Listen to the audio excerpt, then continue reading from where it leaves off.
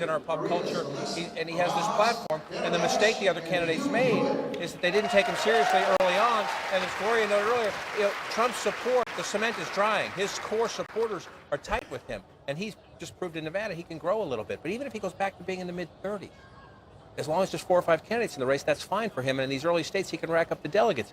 They made a fundamental mistake. What Mitt Romney did in saying go after Donald Trump on his taxes, Mitt Romney knew he would get ridiculed for that because his taxes were an issue in the last campaign, but he did it anyway. Why? Because he's frustrated. He's essentially saying, hey guys, let me teach you how to throw a punch. For the second debate, you shouldn't be waiting now until a couple of days before Super Tuesday when you might fall so hopelessly behind you can't catch up. It's interesting, Gloria, though, because so many people have tried to define Donald Trump, and he's resisted all efforts. Nikki Haley tried to say, well, look, he's the angry guy, and he said, you know what? He embraced that. He's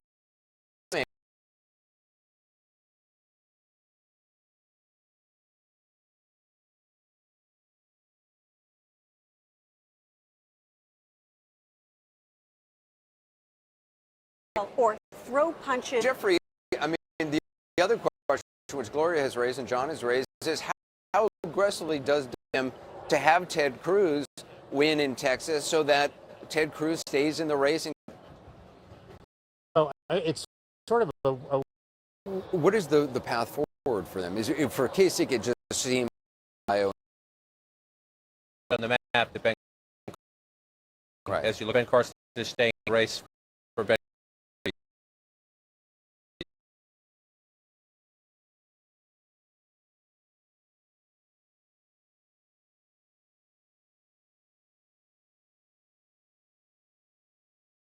Are you ex-president of the United States?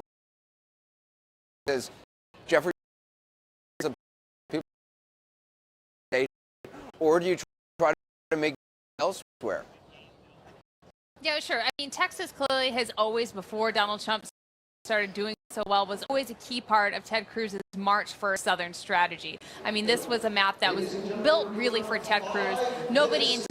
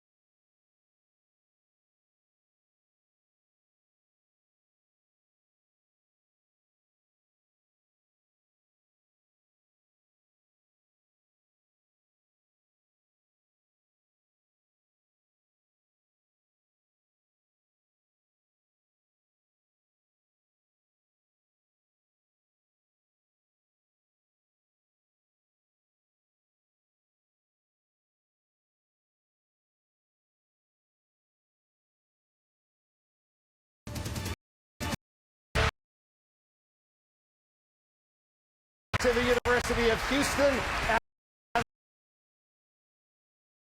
Delegate race.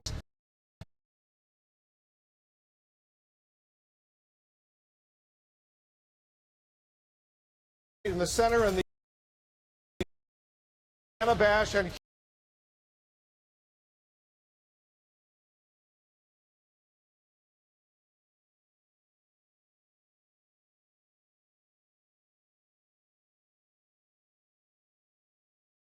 to introduce themselves right now.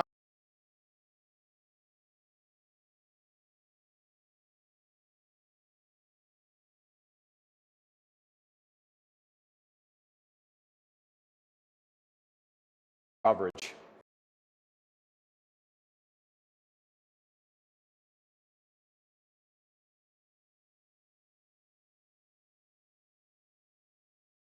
Election years ago, our hopes and our dreams. Now we have to decide if we are still that kind of party and still that kind of movement that appeals to our hopes.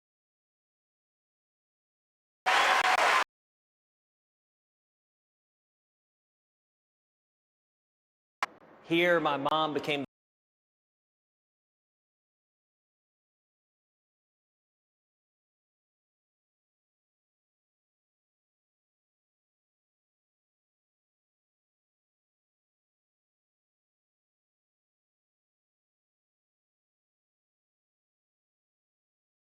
here, My whole theme is make America great.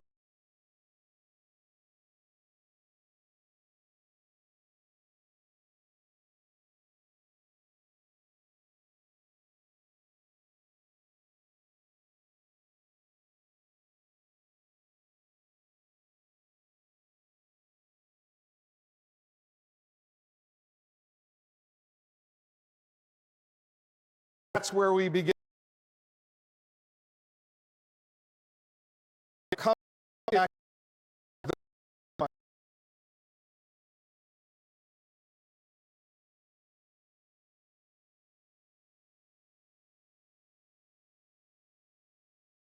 You wouldn't have asked that as the first question if it weren't for me when I talked about illegal immigration.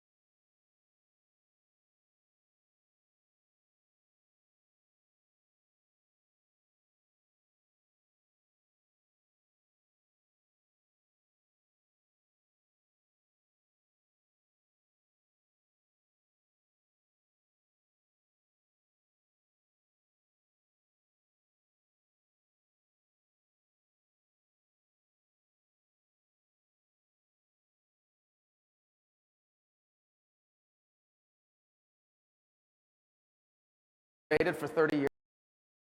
Mr. Trump? Well, first of all, self-deportation is people are going to leave as soon as they see others going out. If you look at Dwight Eisenhower and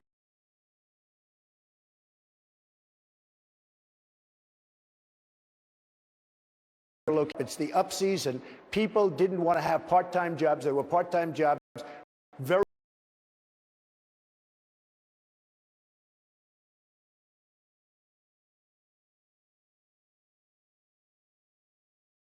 that would have been willing to do those jobs if you had been willing to hire them to do it. I criticize Mitt Romney for losing the election. He should have won that election. He had a failed president.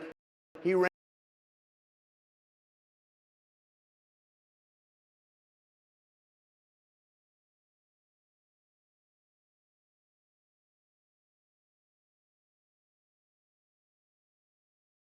It's ever been fine.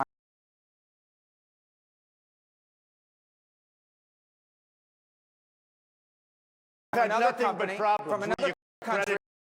Let me say, he hired workers from Poland, and he had to pay $1 million or so in a judgment. Look it up. I'm sure people are Googling it right now. Look it up. Trump Polish workers. You'll see $1 million for hiring illegal workers on one of his projects. Over my lifetime. Different. Right. That was a whole.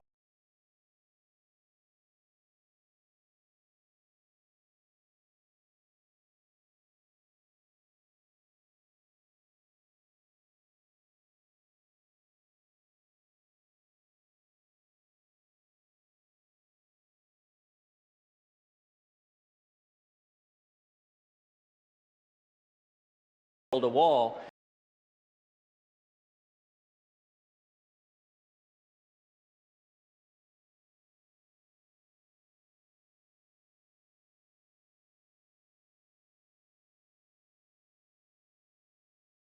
Three Democrats and 2 Republicans. And when you're funding open border politicians, you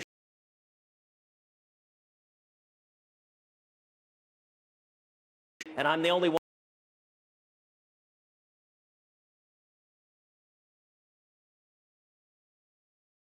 $1 million judge.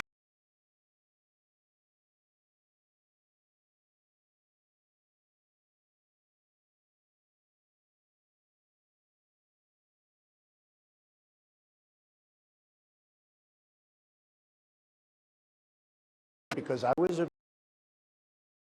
friendly with everybody.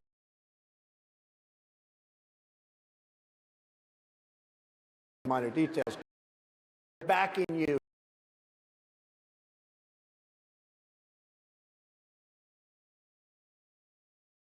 Elected, he will go and cut deals in Washington, and he's right. He has supported, he has given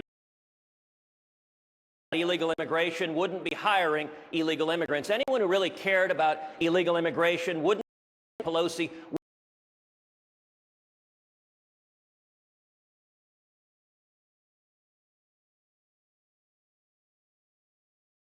Man Robin on his from Goldman Sachs.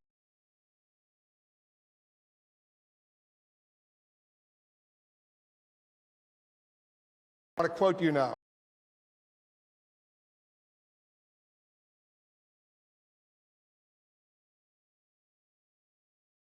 First President of the United States. He was a time when I think there is an answer here. The answer is you complete the border. You let people know that once it's done, you're going to go back.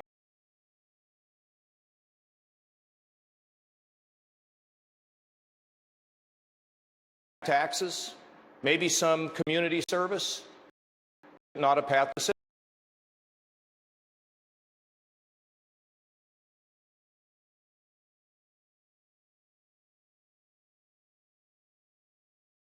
And I think was probably business in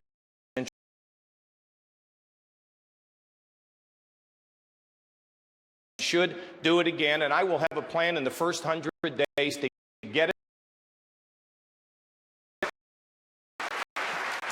You've been critical of mass deportation. You said back in November you don't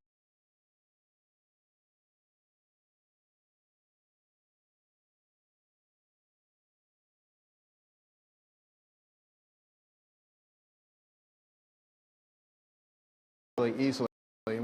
But in terms of the people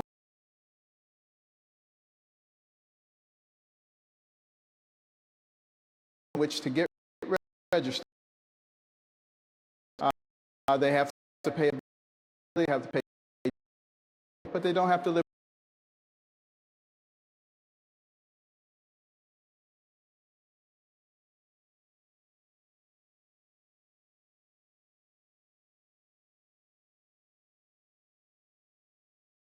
That improve the economy there so that they don't feel the need to come over here. That would cost us a lot less than borrowing money from China. Mr. Trump, your campaign, as you well remember, began with the idea of building Southwest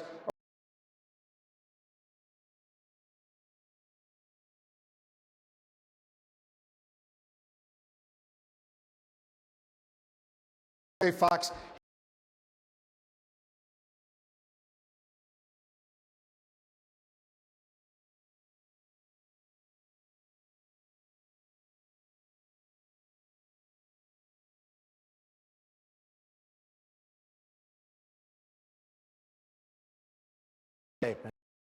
I saw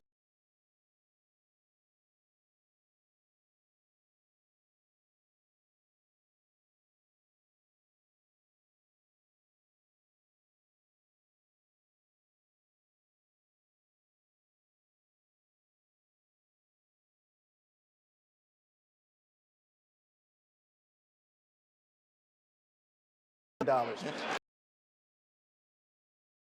The Great Wall of China, built 2,000 years ago. 2,000 is, we have a lot of natural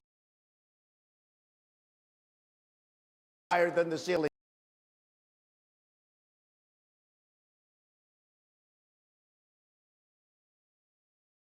If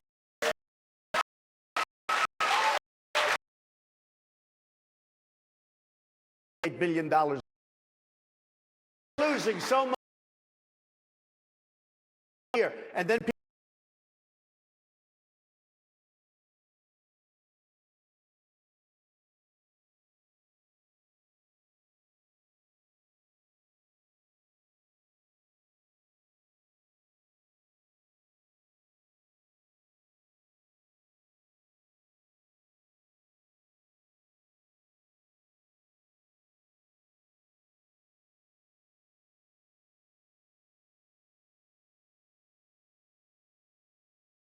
Be starting a trade. All right, you know what? Because Why don't you they make them in devalue America? their currencies. No. They devalue their currencies. Well, then make them in that America. Makes it well, you don't know anything about business. You Well, America. Mexico, everybody, Japan, with the cards. They devalue their currencies to such an extent that our businesses cannot compete with them. Our workers lose because you're lousy. Well, I don't know businessman. anything about bankrupting four companies. No, You I bankrupted know, four you know what? companies. You know what? I don't know.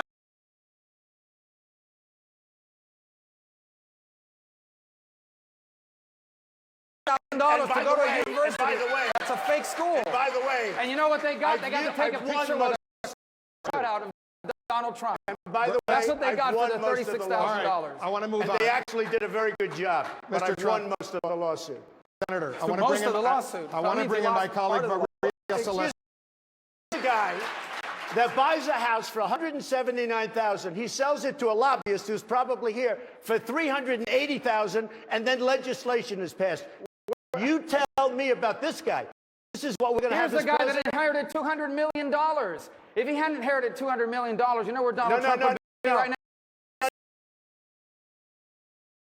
Into okay, $10 billion. I borrowed $1 Then million. release the tax return so he can see how I much money he borrowed makes. $1 million. I turned it doesn't into $10 billion, more than $10 billion. Thank you. I want to bring in Maria Celeste of Telemundo. Maria. Senator Rubio, last week you said that on your first day in office, you will get rid of President Obama's executive action known as Deferred Action for Childhood Arrivals, DACA for short. It is a program that has protected hundreds of thousands of young people that came here when they were children, brought to the U.S. by undocumented immigrants. This is the only home they know. And that is a dramatic change from last April when you said in Spanish, and I'm going to quote you, DACA va a tener que terminar en algún momento. No sería justo cancelarlo inmediatamente, which translates to DACA is going to have to end at some point, but it wouldn't be fair to cancel it immediately. So, Senator Rubio, what changed? Why is it now fair to cancel it on day one? No, it's the same policy. It will have to end at some moment, and as I said, we will eliminate that executive order. The people that are on it now will not be allowed to renew it, and new applicants will not be allowed to apply to it. And it's not because we're not compassionate to the plight of someone who came here when they were 2 years old. I understand. I know people that are personally impacted by this. The problem with the executive order is it is unconstitutional. The president doesn't have the power to do that. And he himself admitted that. Senator, I'm sorry, but let me finish. You went from saying that it was deeply disruptive to deport them immediately to deport them on day one. No, but this is not about deportation. Everybody always goes immediately to the issue of deportation. This is about DACA. DACA is an executive order that is unconstitutional. I will cancel it on my first day in office, which means people who currently hold those permits will not be allowed to renew them when they expire, and new people will not be allowed to apply for them. Now, I am sympathetic to the plight of someone who came here when they were 2 or 3 years old through no fault of their own. But you can't solve it doing something that is unconstitutional. No matter how sympathetic we may be to a cause, we cannot violate the Constitution of the United States the way this president now does on a regular basis. In the Spanish interview, you just read out the transcript in Spanish. I said, eliminate the executive order, and the people who have those permits, when they expire, will not be allowed to renew it. And new expires, they can't office. I have to say, he lied this time. He lied, 100%.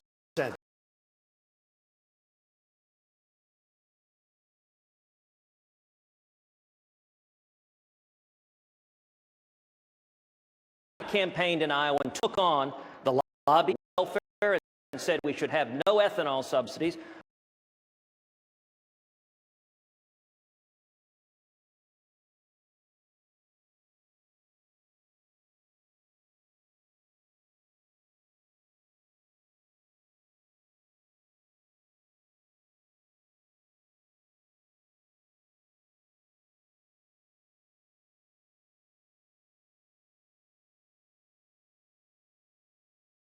Supersede the Constitution of the United States, which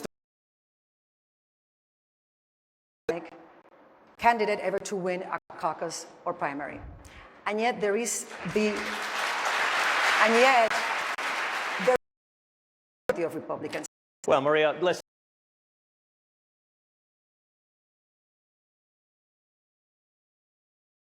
Most proud of the Hispanic community. The values in our community are faith, family, patriotism.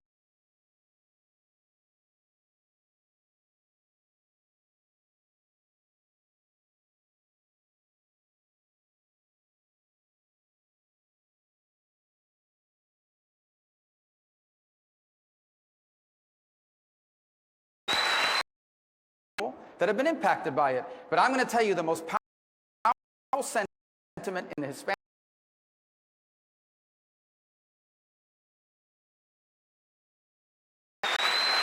Governor Kasich, after the last presidential election, the Republican Party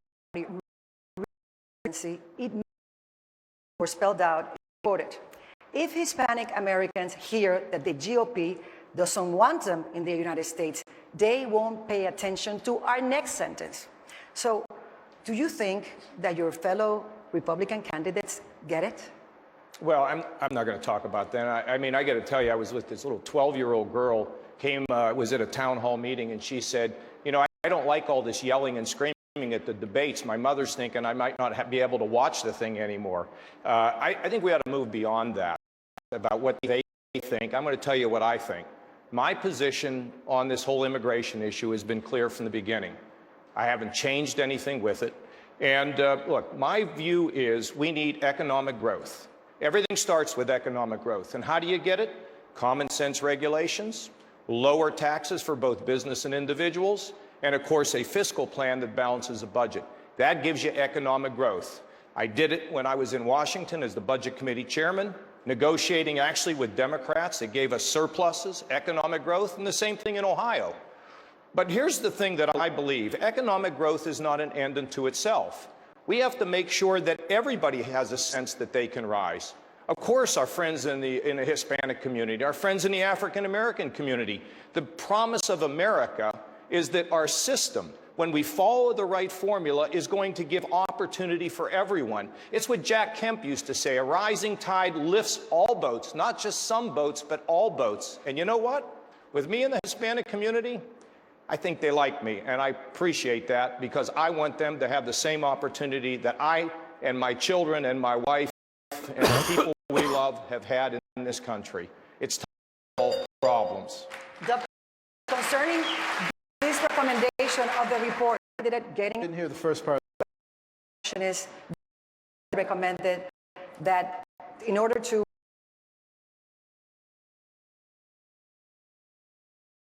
one more sentence from candidates.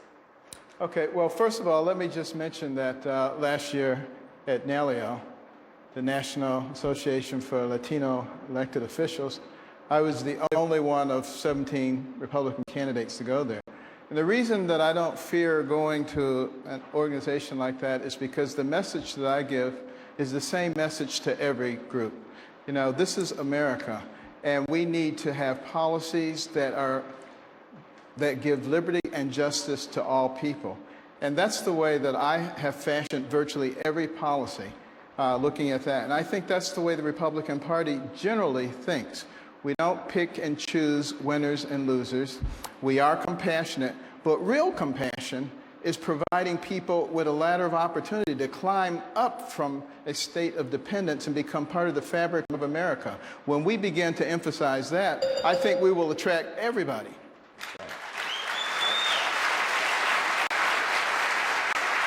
Mr. Trump, it is common knowledge that the Hispanic vote is very important in this race. You keep saying that Hispanics love you. True. And yes, you won the Hispanic vote in Nevada. True. But a brand new Telemundo poll says that 3 out of 4 Hispanics that vote nationwide have a negative opinion of you. They don't that make you an electable? No. Number one. Number two. Tens of thousands of Hispanics. The reason I won an example, I won because if you look at anywhere, look at any of the elections, every single election, it's been record-setting. And the good news is for the Republican Party, the Democrats are getting very poor numbers in terms of bringing them in. We're getting record-setting numbers.